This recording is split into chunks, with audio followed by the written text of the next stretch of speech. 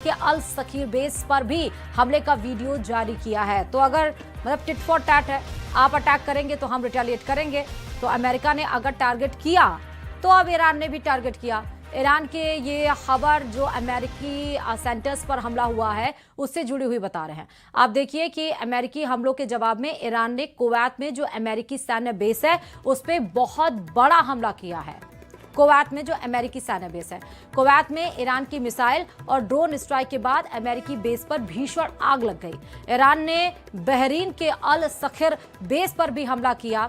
तो बहरीन हुआ, कुवैत हुआ, जो मेन पॉइंट्स हैं, यूएई हुआ, कतर हुआ, इन तमाम जगह पर जो अमेरिका के ठिकाने हैं उन पर हमला ईरान की तरफ से किया गया है।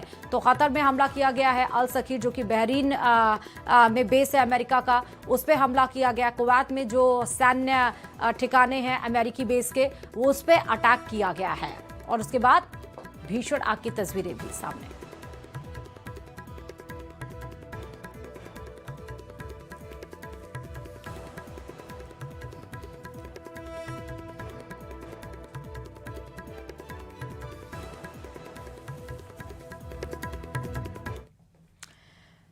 और इधर अमेरिका के हमलों के खिलाफ ईरानी सेना के समर्थन में ईरान की सड़कों पर लोगों का हुजूम देखने को मिला है।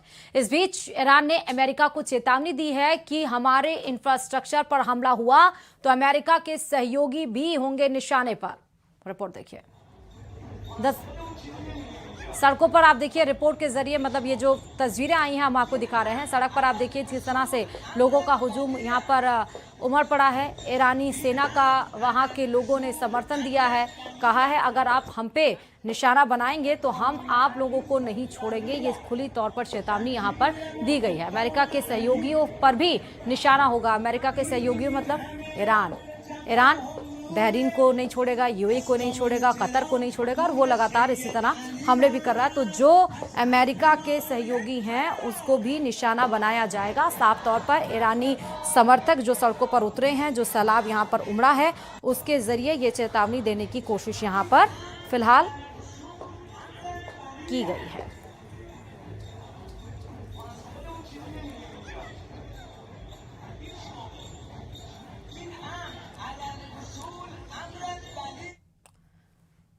और इधर ईरान के खिलाफ हॉर्मुज में अमेरिका ने नाकेबंदी तेज कर दी है। इसकी तस्वीरें भी सामने आई हैं। ईरान के साथ युद्ध शुरू होने के बाद पहली बार 11th MEU की ऑपरेशनल तैनाती की गई है। सेंटकॉम के मुताबिक अब तक ईरानी बंदरगाहों की ओर जा रहे 3 कारोबारी जहाजों का रास्ता बदला गया है। तस्वीरें आपके सामने हैं।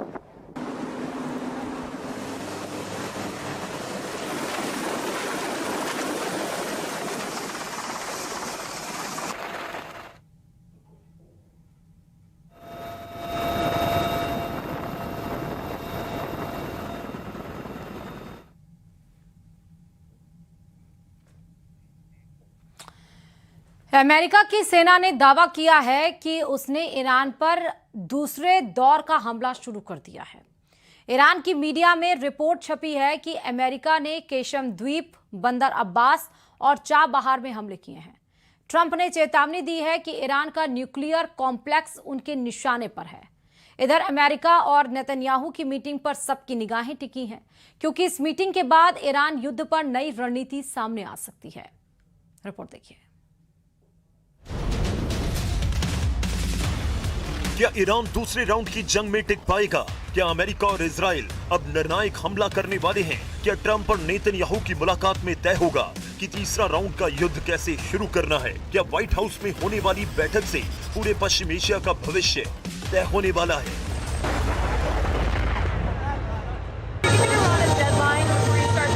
I don't like giving deadlines, but they pretty much know. They know the story. They better behave. Tehran में लगे एक पोस्टर ने ईरान के बहुत ही खतरनाक इरादे को सामने ला दिया। या ये ईरान की नई चाल है ट्रंप पर सबसे भयानक प्रेशर बनाने की। ईरान के मशहद शहर में एक बड़ा सा पोस्टर लगाया गया जिसमें ट्रंप कॉफिन में लेटे हुए दिखाई दिए। ऐसा लग रहा है कि ईरान ट्रंप को उनकी ही भाषा में जवाब दे रहा है और हथियार के साथ वो अमेरिका के खिलाफ माइंड गेम खेलने में जुटा है।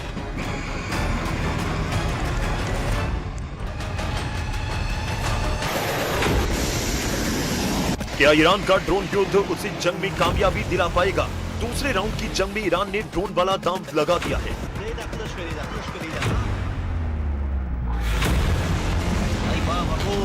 इराक के एरबिल शहर में विस्फोटकों से लैस कई ड्रोन अमेरिकी ठिकानों की तरफ बढ़ते दिखे। हालांकि इराक ने इन ड्रोन को हवा में ही तबाह करने का दावा किया, लेकिन कई रिपोर्ट्स में दावा किया गया है कि एक ड्रोन अमेरिका के दूतावास के बेहद करीब आकर गिरा। इंटरनेशनल मीडिया में दावा किया गया कि इस तरह के करीब 8 ड्रोन को इंटरसेप्ट किया गया। यानी ईरान की स्ट्रेटेजी सीधे हमलों से ज्यादा खाड़ी में अमेरिकी ठिकानों को एंगेज करने में लग रही है। ईरान के ड्रोन हमले की एक तस्वीर जॉर्डन से आई। दावा किया गया कि जॉर्डन के अल अजराक अमेरिकी एयरबेस पर ड्रोन हमले किए गए। ईरान की सेना ने कहा कि उसने बैलिस्टिक मिसाइल और ड्रोन से अमेरिका के अहम ठिकानों को निशाना बनाया। IRGC का दावा है कि उसने कुवैत में अमेरिकी सैन्य ठिकानों और सैटेलाइट कम्युनिकेशन सिस्टम को भारी नुकसान पहुंचाया है। हालांकि इन दावों की पुष्टि नहीं हो पाई। सवाल है कि जॉर्डन पर ईरान लगातार हमले क्यों कर रहा है? जॉर्डन ईरान का नंबर 1 टारगेट क्यों बना हुआ है? जॉर्डन के पास 6 बड़े एयरबेस हैं। इनमें से 4 अड्डे ऐसे हैं जहां अमेरिकी सेना और उसके विमान और ड्रोन तैनात हैं। इन बेस पर करीब 4000 अमेरिकी सैनिक तैनात हैं।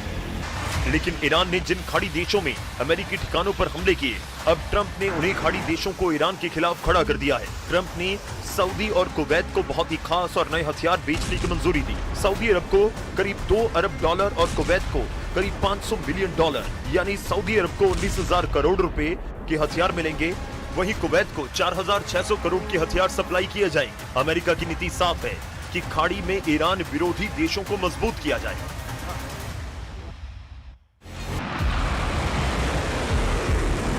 दूसरे राउंड की जंग में अमेरिका ने ईरान को चारों तरफ से घेरने की स्ट्रेटेजी पर काम करना शुरू कर दिया है। अमेरिकी सेंट्रल कमांड ने ऐसे विजुअल जारी किए जिसमें ईरान के तटीय रक्षा ठिकानों और मिसाइल साइट पर ताबड़तोड़ हमले दिखाई दिए। अमेरिका की मिलिट्री यूनिट के मुताबिक इन हमलों का मकसद केवल मौजूदा जवाब देना नहीं, बल्कि भविष्य में होने वाले किसी भी बड़े मिलिट्री ऑपरेशन से पहले ईरान की सैन्य ताकत को कमजोर करना है। इन हमलों से साफ है कि अमेरिका ने ईरान के बंदरगाहों पर नाकेबंदी दोबारा लागू कर दी है। अब वॉशिंगटन केवल आसमान से नहीं बल्कि समुद्र के रास्ते पर भी दबाव बढ़ा रहा है। दूसरी तरफ ईरान ने इसे अपने अस्तित्व की लड़ाई बताते हुए बहरीन, कुवैत और जॉर्डन में अमेरिकी ठिकानों पर हमले का दावा किया। ऐसे में साफ है कि अब जंग केवल मिसाइल बनाम मिसाइल नहीं रही, बल्कि पूरे पश्चिम एशिया में सैन्य और आर्थिक दबाव की लड़ाई बन चुकी है। लेकिन अब सवाल केवल इतना नहीं है कि अमेरिका और ईरान कौन ज्यादा हमला कर रहा है। अगले कुछ घंटों में ट्रंप और इजराइल के प्रधानमंत्री नेतन्याहू की मुलाकात होने वाली है और माना जा रहा है कि इसी बैठक में दूसरे राउंड की जंग का अगला चैप्टर लिखा जा सकता है। सबसे बड़ा सवाल यह है कि अब ट्रंप का अगला मूव क्या होगा। बात जवाब दे रहा है, इसलिए अब सवाल यह है कि क्या केवल एयर स्ट्राइक से ईरान को रोका जा सकता है या फिर अमेरिका को और बड़ा सैन्य ऑपरेशन करना पड़ेगा।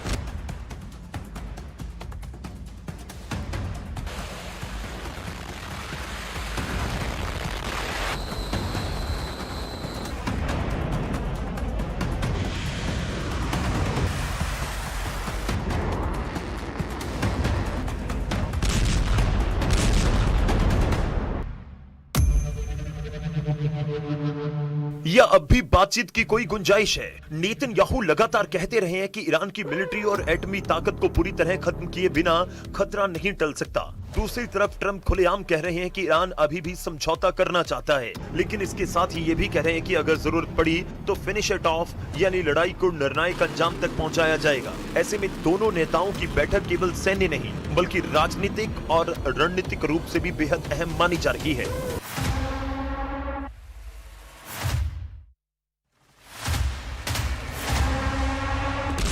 यानी दूसरे राउंड के शुरुआती दिनों में ईरान ने अमेरिका को कई मोर्चों पर चुनौती जरूर दी, लेकिन अब असली चुनौती शुरू हो रही है, क्योंकि अमेरिका धीरे धीरे सिर्फ जवाबी कार्रवाई नहीं बल्कि ईरान की सैन्य ताकत को पूरी प्लानिंग से कमजोर करने की रणनीति पर बढ़ता हुआ दिखाई दे रहा है। अगर यही दबाव जारी रहा तो आने वाले दिन ईरान के लिए कहीं ज्यादा कठिन साबित हो सकते हैं।